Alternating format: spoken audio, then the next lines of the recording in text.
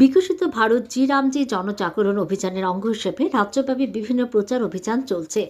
ইতিমধ্যে রাজ্যভিত্তিক সাংবাদিক সম্মেলন সহ মহকুমা ভিত্তিক সাংবাদিক সম্মেলন অনুষ্ঠিত হয়েছে।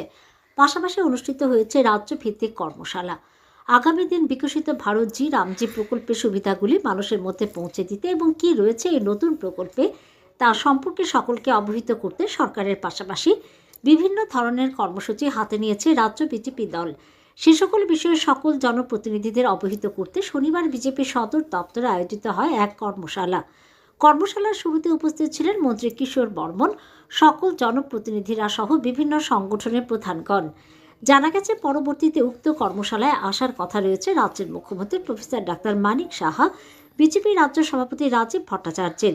এই কর্মশালায় স্থির করা হয় আগামী কিছুদিনের ভেতর জি রামজি প্রকল্প নিয়ে জেলা স্তরের সম্মেলন অনুষ্ঠিত করা হবে মণ্ডল স্তরের সম্মেলন অনুষ্ঠিত করা হবে কৃষক শ্রমিক চৌপাল সম্পর্ক অভিযানের অঙ্গ হিসেবে গ্রামাঞ্চলে ঘরে ঘরে প্রচার চালানো হবে। এই প্রচারণায় কৃষি ও গ্রামীণ উন্নয়ন মন্ত্রী এবং নির্বাচিত সকল জনপ্রতিনিধির পূর্ণ ও সক্রিয় অংশগ্রহণ নিশ্চিত করা হবে। এই প্রসঙ্গে এদিন সংবাদ মাধ্যমে জানান মন্ত্রী কিশোর বর্মন।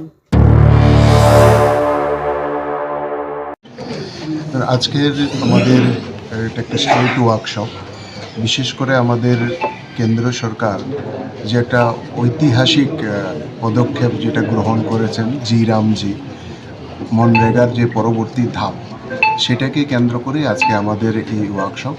এই ওয়ার্কশপের মধ্য দিয়ে আমরা এই জি রামজি কেন আমাদের আনা হয়েছে, জি রামজি আগামী দিনে আমাদের বিকশিত ভারত গঠনের ক্ষেত্রে গ্রামীণ স্তরে কী পরিবর্তন আনবে, সেইগুলোকে গ্রামীণ স্তরে যারা একদম আমাদের গ্রামের যারা জব কার্ড হোল্ডাররা আছেন, যারা কৃষকরা আছেন, যারা এই কাজের সাথে যুক্ত আছেন, তাদের কাছে এই মেসেজটা পৌঁছানোর জন্য আমাদের সরকারিভাবে যেরকম পদক্ষেপ নেওয়া হয়েছে সেরকম আমাদের দলীয়ভাবেও আমরা দলের পক্ষ থেকে এটাকে নিয়ে একটা বড় ক্যাম্পেইনিং আমরা একদম বুথ স্তর পর্যন্ত সেটা করতে যাচ্ছি।